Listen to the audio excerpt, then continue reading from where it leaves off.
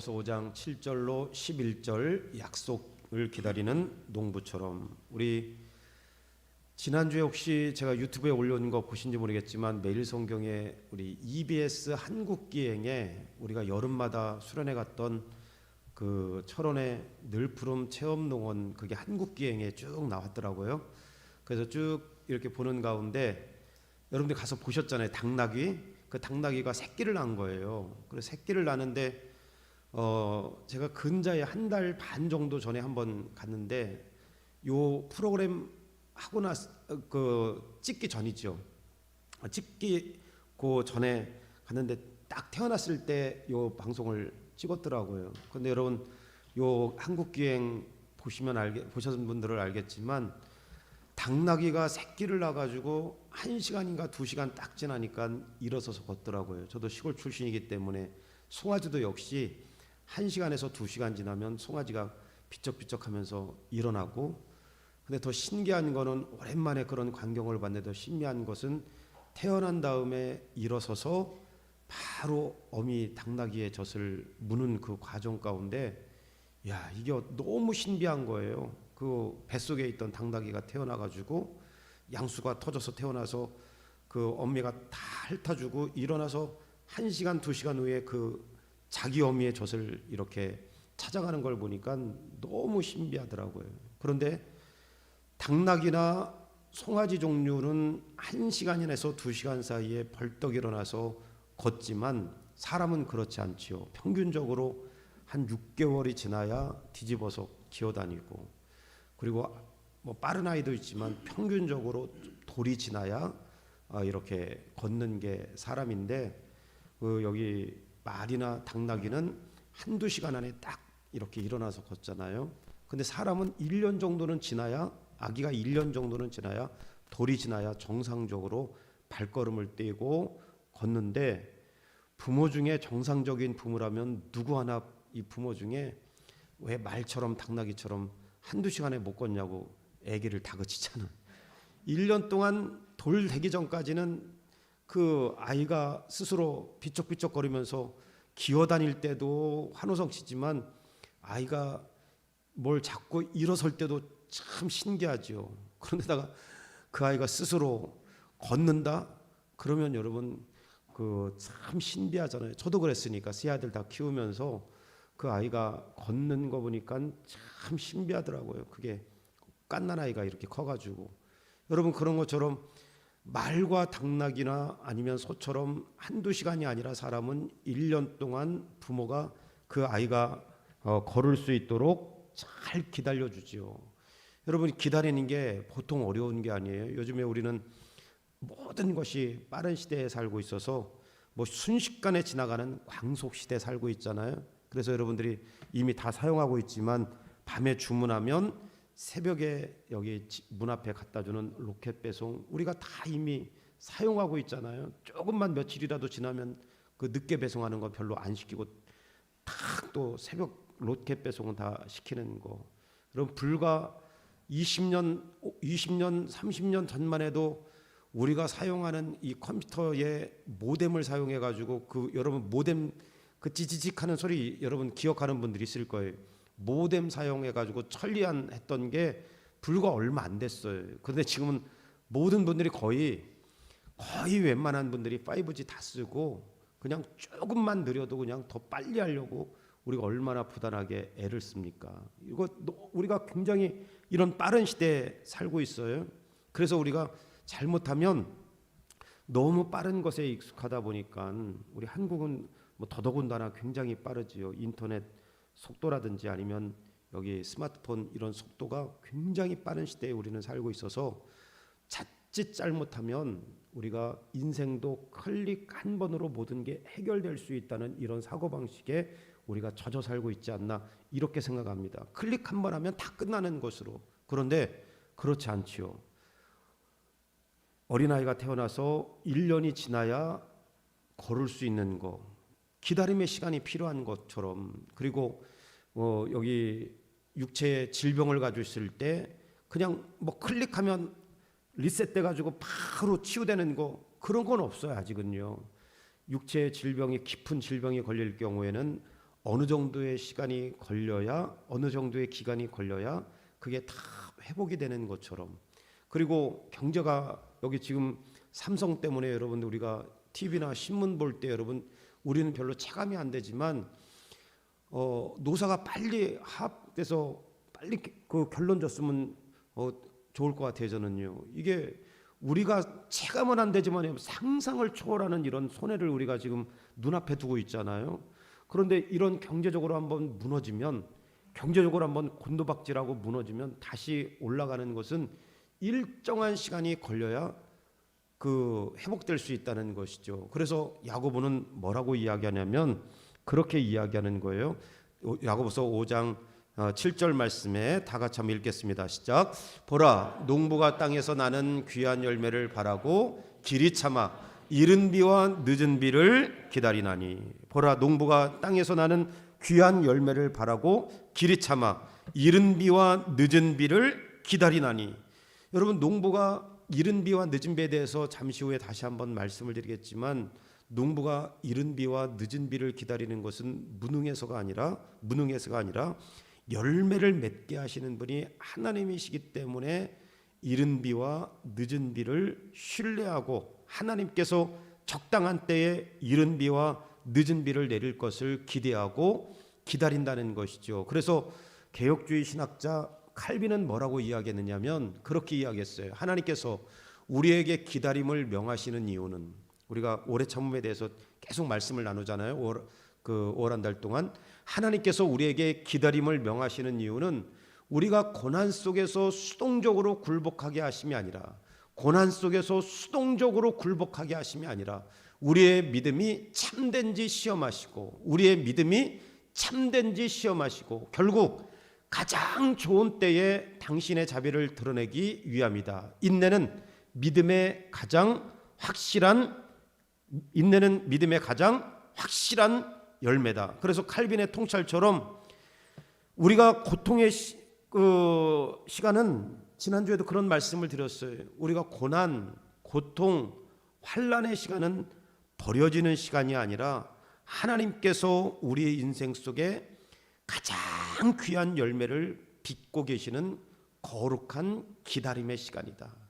고난이나 환난, 같은 말이겠지만 고난이나 환난이나 고통의 시간은 잃어버린 시간이 아니라 우리 인생 속에 가장 귀한 열매를 맺고 계시는 거룩한 기다림의 시간. 하나님께서 우리 인생 가운데 고난을 통해서, 또 여러 가지 구색은 다르지만 환난을 통해서, 또 고통의 시간을 통해서, 이런 시간이 없으면 좋겠지만 하나님은 이런 시간을 통해서 우리에게 맺어질 수 있는 귀하고 복된 열매를 맺는 시간인 것을 성경이 우리에게 가르쳐주는 것입니다. 그래서 오늘 우리가 야고보서 5장 7절로 11절 말씀을 통해서 성도가 가져야 할 믿음은 무엇인지, 이 거룩한 기다림의 시간, 오래 참는 시간에, 인내하는 시간에, 기다림의 시간에 성도가 가져야 될 믿음은 어떤 믿음인지,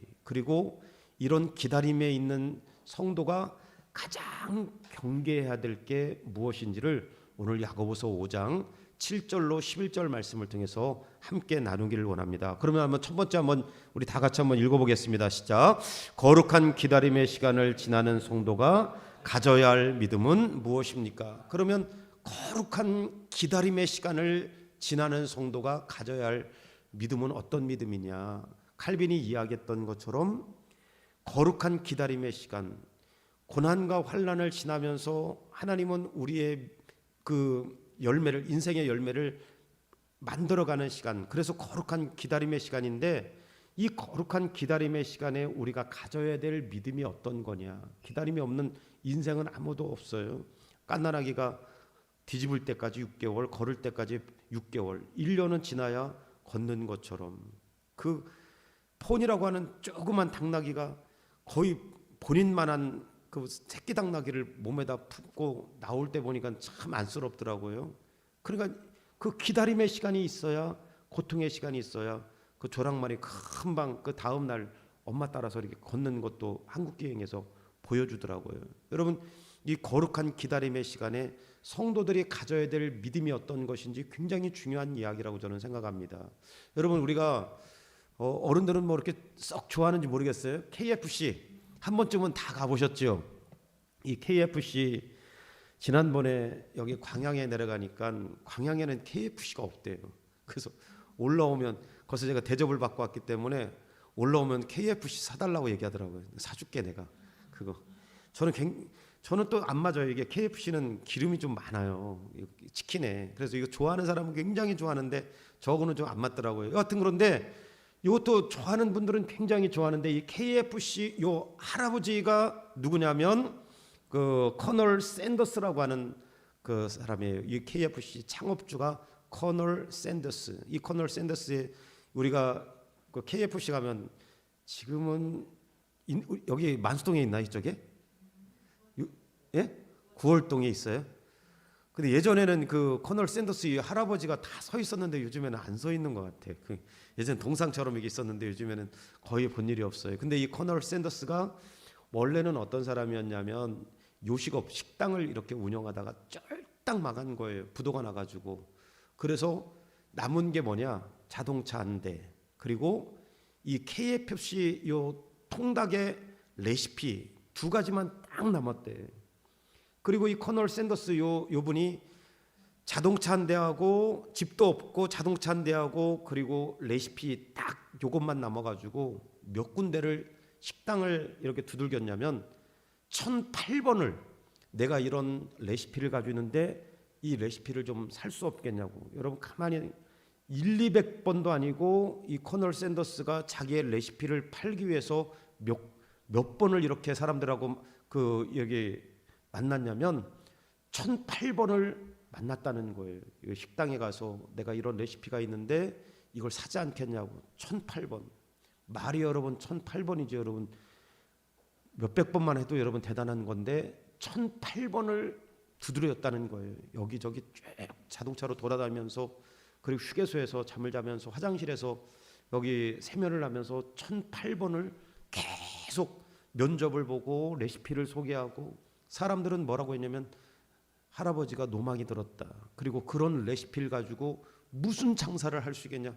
그런 욕을 들었는데도 불구하고 이 커널 샌더스가 1008번을 면접을 보고 이걸 팔기 위해서 사람들을 만나면서도 뜻을 굽히지 않았다는 거예요. 내 레시피는 반드시 성공한다. 그리고 1009번째, 유명하잖아요. 1009번째 예스.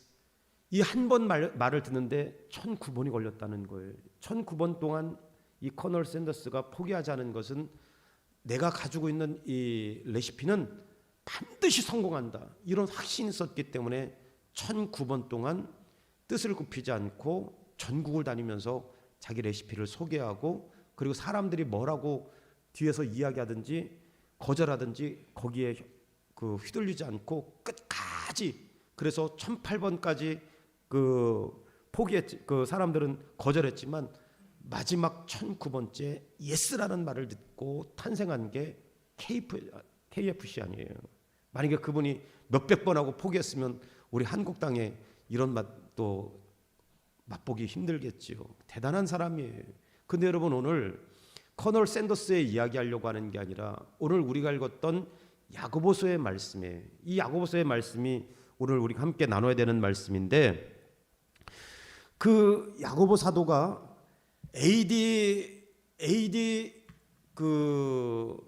44년경, AD 44년에서 49년경에 이 오늘 우리가 읽었던 야고보서가 기록되었습니다. 우리 지난주에 로마서는 AD 57년경에 기록됐다 그랬고, 네로 황제가 집권할 때 기록됐다 그랬잖아요. 그보다 대략 한 10년 전에 사도 야고보가 흩어져 있는 그 지역의, 팔레스타인 지역에 흩어져 있는 유대인들에게 서신을 쓴 게 바로 야고보서예요. 그런데 이 야고보서를 야고보 사도가 왜 썼느냐? 예수님의 동생이었던 야고보가 흩어져 있는 그리스도인들에게 왜 야고보서를 썼느냐? 이 서신을 왜 썼느냐? 그 이유 가운데 하나가 어떤 이유가 있었냐면 이런 이유가 있었습니다. 야고보가 서신을 쓸 당시에 AD 40에서 44년에서 대략 49년 이 어간 동안 팔레스타인 지역에, 여러분 좀 생각하면 갈릴리 요단강 사해, 이게 팔레스타인이라고 하는 그 이스라엘 땅이라고 하면 이 지역에 로마가 그 이스라엘을 속박하고 있고, 그리고 로마가 속박하고 있을 때 우리나라도 그런 경우가 있었지만 로마가 속박하고 있을 때 대부분의 이 팔레스타인 지역의 이 땅들을 대지주, 소수의 대지주들이 이 땅을 다 점령하고 있었던 거예요. 그러니까 땅을 가지고 있는 사람들은 극히 극소수고 나머지는 전부 가난한 빈농이라고 생각하시면 돼요. 가난한 사람들은 그 대지주 밑에서 농토를 얻어가지고 농사를 짓는 그런 사람들이에요. 그런데 요 야고보가 이 말씀을 쓸 당시에 대지주들의 행포가 굉장했다는 거예요. 그 행포 중에 하나가 뭐냐면 가난한 사람들에 대한 임금에 대한 착취, 정상적인 임금을 지불하지 않고 그걸 착취하는 거예요. 그래서 굉장히 어려운, 경제적으로 어려운 그런 그 불이익을 당하는 사람들이 있었다는 거예요. 그 가운데 그리스도인들도 역시 경제적인 어려움을 당하는 거예요. 그래서 법정에 가면 법정에서도 역시 어떤 문제가 있었느냐, 그 부유한 사람들에게 매수된 법관들이 어려운 사람들의 형편을 들어주지 않고 돈 많은 사람들의 형편에 귀 기울여주고 그 사람들에게 매수된 거예요. 그래서 야고보서 이 서신이 쓰여질 당시에 일부의 사람들에 의해서 어려움을 당하는 거, 부자들에 대해서 어려움을 당하는 것, 대지주에 의해서 어려움을 당하는 가난한 사람들, 그 사람들뿐만 아니라 법정에서조차도 불이익을 당하는 이 사람들을 위해서 염두에 두고 쓴 거예요. 그런데 유대 그리스도인들 가운데는 그들만 어려움, 그런 외적인 문제가 있는 게 아니라, 여러분 가만히 생각해 보면 외적인 문제가 계속 오래 지속되다 보면 내적인 문제가 있는 거예요. 그 내적인 문제가 어떤 문제가 있느냐, 어려운 고난의 시간이 계속 이어지다 보니까 서로 원망하고 불평하고 그리고 다른 사람들에게 분노하는 거죠. 그래서 여기 유대 고대사라고 하는 그 유세푸스라고 하는 그 역사학자가 요 당시의 역사를 이렇게 썼는데 이런 내용이 있어서 한번 여러분들에게 읽어드리려고 해요.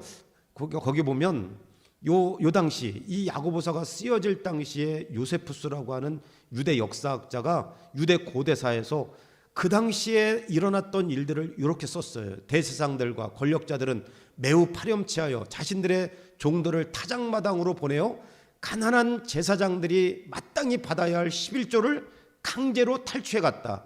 이로 인해 생계수단을 잃은 많은 제사장들이 굶어 죽는 비극이 발생했다. 이 실제 있었던 이야기예요.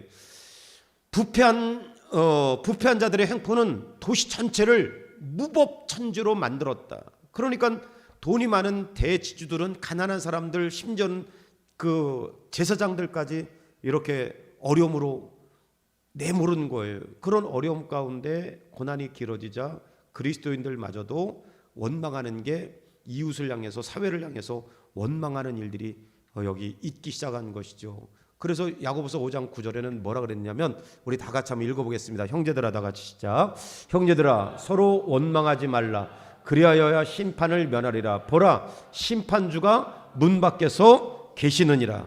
원망하는 사람들, 회의론 자들, 원망하는 사람들, 또 비난하는 사람들, 이런 일들이 교회 안에까지 들어오게 된 거예요. 그 당시에는 뭐 우리처럼 이런 교회는 아니지만 전부 다 가정교회겠지요. 그런데 예수 그리스도를 믿는 사람들까지도 외적인 어려움, 대지주의 행포, 또 그 돈에 매수된 법관들의 행포, 이런 행포 때문에 어려움 가운데 처한 그리스도인들이 교회 안에서는 서로 원망하고 불평하고 회의론까지 생긴 거예요. 어떤 회의론? 쉽게 말하면 이런 거겠죠. 교회 나가도 소용없어. 사는 거 맨날 똑같아. 교회 나가서 기도하고 예배드려도 사는 건 똑같아. 이런 회의론자들이 교회 안에 들어오기 시작했다는 거예요. 원망하고 불평하고 회의론에 빠진 사람들. 그런데 야고보는 그런 환경에 처해 있는 사람들에게 뭐 하지 말라고 이야기하냐면, 너희들 원망하지 말라. 기다림 속에 있는 이 환경 속에 원망하지 말라. 아까 커널 샌더스는 몇 번 거절당했다 그랬어요? 8번을 거절당했어요. 그리고 1009번째 예스라고 하는 대답을 받고 탄생한 게 KFC라고 하는 그 프랜차이즈 사업이라고 그랬잖아요.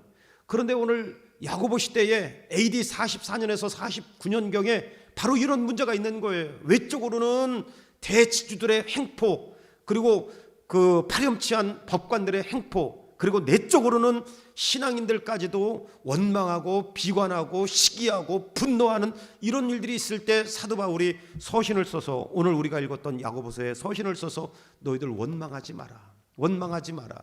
왜 원망하지 말라고 이야기하냐면 여기 말씀하는데 심판을 면하리라. 보라, 심판주가 문 밖에 서 계시느니라. 5장 7절 말씀 나같이 시작. 그러므로 형제들아, 주께서 강림하시기까지 길이 참으라. 보라, 농부가 땅에서 나는 귀한 열매를 바라고 길이 참아 이른 비와 늦은 비를 기다리나니. 그런데 원망하지 말라. 그냥 어려울 때 기다림의 그 고난 가운데, 기다림의 그 시간 속에 있을 때 이 꽉 물고 너희들 참아내라, 이렇게 이야기하지 않고 너희들 외적인 문제, 내적인 문제가 있을 때 원망하지 말고 농부를 기억하라 그랬어요. 농부의 어떤 모습을 기억하라고 이야기하냐면, 농부가 씨를 뿌리기 전에 이른 비와 늦은 비를 기다리나니 그랬습니다.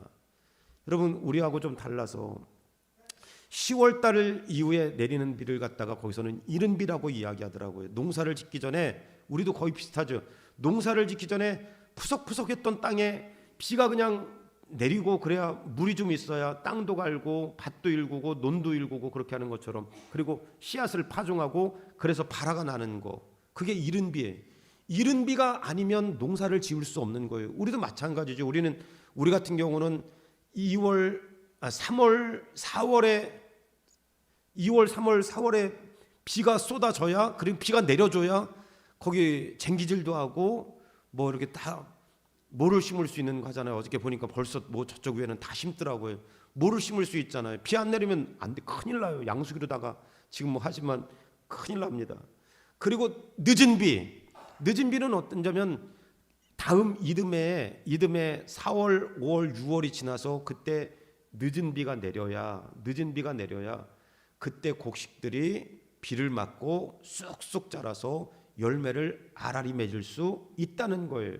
그래야 곡식 때에 그 열매들이 풍성하게 열매처럼 여기 그 풍성하게 그 알알이 맺을 수 있다는 것이죠. 그래서 농부가 씨를 뿌리기 전에 이른 비를 기다리고, 그리고 씨를 뿌리고 발하고 자라서 마지막 추수하기 몇 달 전에 늦은 비를 기다려서 그 씨앗이 잘 자라고 그 열매가 풍성히 결실을 맺는 늦은 비를 기다리는 것처럼, 오늘 우리가 기다림 속에 있을 때 그것이 고통스럽고 힘들지라도 뭐 하지 말고, 원망하지 말고, 그리고 원망하지 않을 뿐만 아니라 그 다투지 말고, 그리고 회의론에 여기 빠졌던 사람들처럼 뭐 해도 예수 믿어도 소용없어, 복음 받아들여도 소용없어, 기도해도 소용없어, 뭐 교회 나가도 소용없어, 쉽게 말하면 우리 지금 현대식으로 말하면 이렇게 회의론에 빠지지 말고, 농부가 이른 비와 늦은 비를 기다리는 것처럼, 여러분 농부가 비 언제 내려주세요, 몇 날 며칠 날 비 내려주세요, 그렇게 여러분 결정할 수 있어요? 대충 그때 내리는 것을 이른 비라고 하고 대충 그때 내리는 것을 늦은 비라고 하지만, 농부가 정확하게 어느 타이밍에 내려주세요, 그렇게 농부가 결정할 수는 없어요. 그런데 농부가 뭐라고는, 야고보가 이야기하는 거는, 농부가 하나님께서 적당한 때에 이른 비가 내리고 적당한 때에 늦은 비가 내려야 풍성한 결실을 맺는 것처럼, 하나님의 은혜를 그렇게 기다림 속에 있는 성도들이 원망하고 다투지 말고 회의론에 빠지지 말고 하나님의 때를 기다리라, 이렇게 이야기하는 것입니다. 할렐루야. 여러분, 그러면 농사 짓는 사람들이 아니잖아요. 여러분, 오늘 저와 여러분들 가운데 송아지가 일어나는 데는 불과 한두 시간이지만 사람이 걷는 데는 1년이 걸려요. 그 1년 동안 부모는 기대를 하면서 기다리는 것이지요. 여러분, 이런 것뿐만 아니라 오늘 우리가 처한 환경 가운데 오래 참고 인내하고 기다려야 될 여러 가지 문제들이 있습니다. 우리가 하도 익숙하니까 클릭 몇 번 딱딱하면 다음 날 아침에 물건이 딱 오는 로켓 배송처럼 인생이 된다면 얼마나 좋겠어요. 그런데 여기 앉아있는 대부분의 저와 여러분들은 인생이 그렇지 않다는 걸 충분히 경험했잖아요.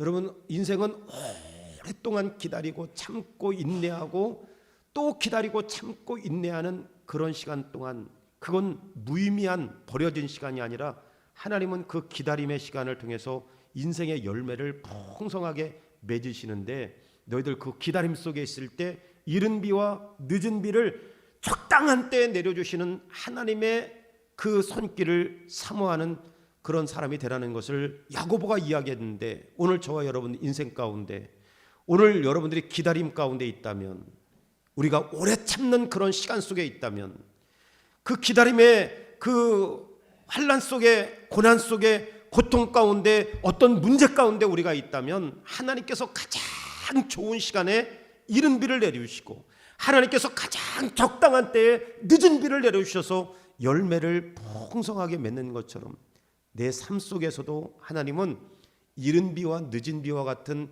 은혜를 주실 것을 기대하고 사모하는 저와 여러분 되기를 주의 이름으로 간절히 축원합니다. 여러분, 여기 커널 샌더스가 1008번은 거절을 당했어요. 거절뿐만 아니라 뒤에서 욕했잖아요. 그런데 1009번째 예스, 당신 레시피 내가 샀겠다. 그래서 탄생한 KFC처럼 오늘 하나님은 기다림 가운데, 하나님은 가장 적당한 때에 하나님의 은혜를 우리 삶 가운데 내려주실 것을 믿으시길 주의 이름으로 간절히 축원합니다. 그래서 오늘 8절 말씀에도 그렇게 이야기했어요. 다 같이 시작. 너희도 길이 참고 마음을 굳건하게 하라. 주의 강림이 가까우시느니라. 너희도 길이 참고 마음을 굳건하게 하라. 왜냐하면 주님이 이미 문 밖에 와 계시다고 말씀했잖아요. 오늘 마음의 원망을 내려놓고 가장 자비하고 긍휼히 여기시는 하나님의 결말을 기대하며 끝까지 승리하는 저와 여러분들의 삶이 되기를 주의 이름으로 간절히 축원합니다. 하나님, 기다림 가운데 있을 때 농부를 묵상하게 도와주시고, 하나님은 가장 좋은 시간에 가장 적당한 때에 가장 하나님께서 축복하시는 하나님의 타이밍 속에 은혜를 주실 것을 믿습니다. 이런 믿음으로 인내하고 기다리고 오래 참는 우리 성도들이 다 되어줄 수 있기를 주의 이름으로 간절히 축원합니다. 그러면 두 번째 한번 읽겠습니다. 시작. 기다림 속에서 우리가 가장 경계해야 할 유혹은 무엇입니까? 기다림에 있을 때 우리가 가장 경계해야 될 게 어떤 거냐? 오늘 9절 말씀에는 그랬어요. 기다림 속에 있을 때 다 같이 다시 한번 시작. 형제들아, 서로 원망하지 말라. 그리하여 심판을 면하리라. 보라, 심판주가 문 밖에서 계시니라. 기다림 속에, 여러분 지금 오늘 이 설교를 듣는 분들 가운데에도 내가 어떤 문제 가운데, 어떤 기다림의 현장에 있는 분들이 있어요. 그것이 진로든지 사업이든지 경제이든지 치료든지 하나님의 기다림 속에 있는 그 분들이 있단 말이죠.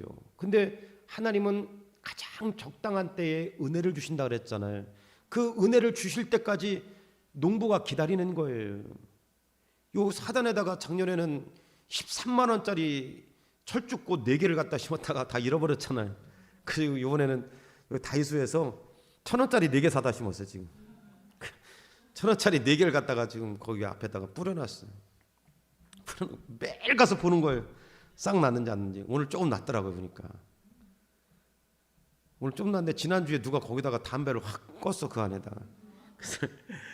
그래서 오늘 그래도 좀 났어요. 다음 주에는 좀 나겠지요. 계속 아침마다 가서 보는 거예요. 다이소 거라 안 날 것 같은 생각이 들었는데 하여튼 그래도 났어요. 그 1,000원짜리 4개 갖다 심었는데 모르겠어요. 날지 안 날지, 이렇게 저 잘 자랄지는 모르겠지만 그래도 아침마다 제가 가서 보고 물 주고 그러는 거예요. 여러분, 그런데 기다림 속에 있을 때 제일 우리가 경계해야 될 거, 그것이 경제든지 물질이든지 진로든지 뭐 어떤 것이든지, 여러분 우리가 기다림 속에 우리가 다 있어요. 개인적으로 다 구색은 다르지만 그때 제일 경계될 건 원망이에요. 원망. 옆 사람 인사하세요. 원망하지 맙시다. 저도 원망 엄청 했어. 시골에서 농사 지을 때 이제 조금 8월달 되면 고추 따야 되는데 더워는 죽겠지 나가서 수영하고 놀러는 가자 그랬는데 그거 꽃은 따야 돼. 그 따는 타이밍 있잖아요. 그럼 하기 싫은데 억지로 시키면 어떻게 하죠? 쑥대밭 만들어 놓은 거죠. 멧돼지가 지나간 것처럼 쑥대밭 만들어 놓는 거죠. 원망하면 한 발자국도 앞으로 나갈 수 없고 내가 있는 자리가 쑥대밭 된다는 것만 여러분 꼭 기억하시고, 학생들도 마찬가지예요. 원망하고 막 내가 내 마음 가운데 원망이 가득 차면 한 발자국도 앞으로 나가지 못하고 내가 있는 자리가 쑥대밭 되는 것 같아요. 나는 그래서 그때 그 어릴 때 그 기억이 지금도 항상 내 머리에 있어요. 여러분 지난 5월 5일 날 광주에서 끔찍한 사건이 있었는 거 여러분 기억하시죠? 그 광주의 끔찍한 광주 여고생 흉기 살해. 뭐 아침인데 죄송하지만 지난 5일 날 저도 그 나중에 알았어요. 나중에 뉴스를 보는데 이 피의자가 굉장히 멀끔하게 생긴 23살짜리, 그러죠? 뭐 그냥 우락부락하게 생긴 그 무슨 피의자도 아니고 핸섬하고 멀끔하게 생긴 젊은 애예요. 23살짜리. 얼굴도 갸름하고 그 여자애들이 좋아할 만한 그런 친구예요. 근데 해맑은 모습으로 거기 경찰서 나오는데 이 광주 여고생 이 아이를 갖다가 무참히 죽인 거예요. 살해 동기를 물어보니까 경찰서에서 살해 동기가 뭐라 그랬어요? 내가 저 세상 가는데 혼자 갈 수 없어서 같이 가려고 그런다고. 내가 너무 황당한 거야. 그 소리는. 내가 저 세상을 가는데 혼자 갈 수 없어서 같이 갈 사람을, 그래서 사이코패스 검사를 했는데 정상적으로 나왔어. 그러니까 그리고 이 아이가, 여고생 아이가 너무 마음이 아프죠. 그 17살이면 몇 학년이죠? 1학년이죠. 그 아이가 막 소리 지르니까 다른 17살짜리 뭐 같은 친구는 아닌데 소리 듣고 그 고등학생이 왔는데 걔도 흉기 휘둘러 가지고 중태에 빠지게 만들었죠. 그러니까 이 사건을 보고 자기가 가지고 있는 분노, 또 세상에 일이 안 풀리고 여자친구하고 잘 안 되고 뭐 이런 분노를 갖다가 누구한테 쏟은 거예요? 밤늦게 열심히 공부하고 집에 가는 여고생에게 그걸 푼 거예요. 그리고 생긴 것도 보니까 우락부락한 피의자도 아니고 지극히 정상적인 청년 모습이에요. 사이코패스도 아니에요. 검사했는데 그냥 지극히 청년이에요. 그런데 말은 어떻게 하는 거예요? 내가 저 세상 가는데 혼자 갈 수 없어서 같이 갈 대상을 찾아서 그날 이렇게 비극적인 행동을 한 거예요. 비극적인 행동을 한 거예요. 뭐 일부러 찾아보시지는 않아도 되지만 나는 너무 해맑게 생긴 청년이야. 그래서 이게 너무 심각하구나, 이런 문제들이. 근데 여러분 오늘 이 사건을 이야기하려고 하는 게 아니라 뒤틀린 하풀이에요. 뒤틀린 하풀이. 원망할 대상을 찾는 것이죠. 그래서 이 사건은 극단적인 예이지만 우리 마음속에도 이런 원망하는 마음들이 다 있습니다. 안 되면 이 청년은 23살짜리인데 살아보지도 않고 해보지도 않고 저 세상 갈 때 그런 발생이 나는 어디서 나오는지 모르겠어요. 뭐 같이 갈 사람을 찾아서 하는 거, 여자친구하고 사귀는 있는 게 잘 안 됐고 뭐 그러잖아요. 뭐 안 돼서 20살 한참 여러분 얼마나 그 도전해볼 나이예요. 시작도 안 해본 나이잖아요. 그런데 이런 끔찍한 나쁜 짓을 한 거예요. 이 친구는 거의 뭐 교도소에서 그냥 뭐랄까요? 우리나라는 사형제도는 없으니까 무기수죠. 무기수. 적어도 한 30년 이상은 살다 나올 것 같아, 내 생각에는. 30년? 예.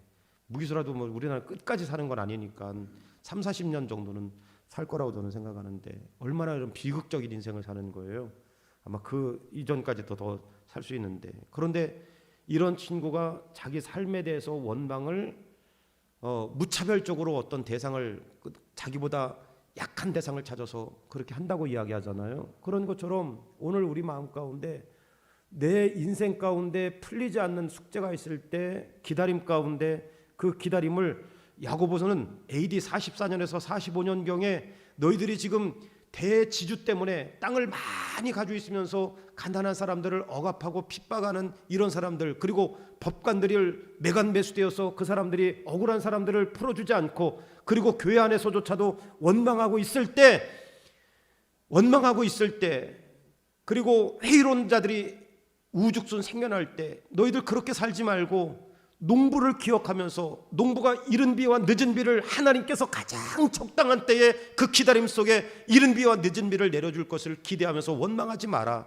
그러면서 원망하지 말라고 이야기했잖아요. 그러면 오늘 우리가 마음 가운데 이 친구뿐만 아니라 이 사람은 극단적인 화풀이를 했지만 우리 마음 가운데도 안 풀리고 경기가 안 풀리고 사업이 안 풀리고 진로가 안 풀리고 하는 일이 잘 안 되고 그럴 때 이 친구만 원망하나요? 우리 마음 가운데 다 원망의 씨앗을 심고 있는 그런 부분들이 있을 수 있다는 것이죠. 그래서 당신 때문에 안 돼, 뭐 때문에 안 돼, 뭐 환경 때문에 안 돼, 뭐 때문에 안 돼.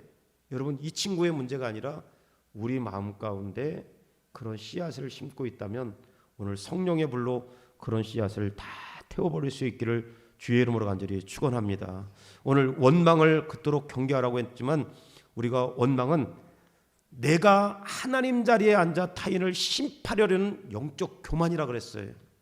내가 하나님 자리에 앉아서 세상을 심판하려는 그러한 영적인 교만. 그래서 칼빈은 뭐라고 그랬냐? 좀 길지만 우리 다 같이 한번 읽어볼까요? 이 원망에 대해서 칼빈은 이렇게 그 주의를 했어요. 다 같이 한번 읽겠습니다. 시작. 사람들은 고난을 당할 때 마치 곱비 풀린 망아리처럼 날뛰며 자신들의 고통을 이웃에게 화풀이하려는 경향이 있다. 그러나 야고보는 심판주께서 문 바로 앞에 서 계심을 상기시킨다.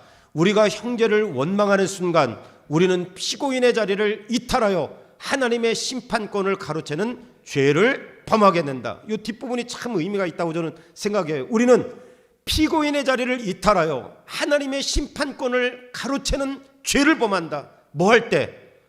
원망하면 하나님 가만히 계세요. 하나님의 주권을 내가 가지고 마치 법정에 법관이 있잖아요. 여러분 지난번에 여러분들이 법정에 우리가 자주 볼 일이 없지만 우리가 1, 2년 사이에 법정에 있는 거 속보를 얼마나 많이 봤어요. 그러면 거기 앉아서 뭐 국방부 장관 했던 사람, 뭐 2스타, 3스타, 뭐 대통령 영부인 다 앉아놓고 뭐 했어요? 법관이 무기징역 23년 막 두들기잖아요. 그런데 마치 원망하는 건 법관이신 하나님은 가만히 계세요. 그리고 자기가 일어나서 피고인들이 죄를 받아야 될 피고인들이 여기 심판을 받아야 될 피고인들끼리 기지고 볶고 싸우는 그런 일이 벌어진다는 것을 성경은 우리 가운데 이야기하는 것입니다. 마치 원망하면 하나님의 자리를 우리가 빼앗는 것과 똑같은 것이다. 그래서 다시 한번 우리가 기억할 것은 학생들 잘 들어보세요. 내가 원망하면 하나님의 주권을 내가 휘두르는 거하고 똑같은 것이라는 것을 다시 한번 이 아침에 기억할 수 있기를 주의 이름으로 간절히 축원합니다. 그래서 야고보는 너희들 절대 기다림 속에 있을 때 뭐 하지 말라? 원망하지 말라. 오늘 왜 이게 야고보 시대에 그 초대교회 성도들 뿐이겠어요. 오늘 여기 앉아있는 저와 여러분들 가운데 고단한 일터와 삶의 현장에서 억울한 일을 당하셨습니까? 기다림이 길어져 마음이 피폐해지셨습니까? 그 분노를 다른 사람에게 쏟지 마시고 원망의 입술을 닫고 지금 문 앞에 와 계신 내 마음의 문 앞에 와 계신 주님을 바라보는 이 한 주간이 되기를 주의 이름으로 간절히 축원합니다. 하나님, 우리의 CCB를 가려주실 분은 오직 하나님 한 분밖에 없음을 기억하고 억울함을 사람이 아닌 문 밖에 주님께 온전히 맡길 때 비로소 우리는 원망을 이기고 참된 소망의 길로 갈 수 있음을 다시 한번 믿음으로 고백하고 소원하는 저와 여러분 되기를 주의 이름으로 간절히 축원합니다. 주님, 거룩한 기다림의 시간에 원망하지 않기를 원합니다. 인내하며 하나님의 인도하심을 따를 수 있는 믿음의 삶을 살게 하여 주옵소서. 우리 생각의 모든 성도가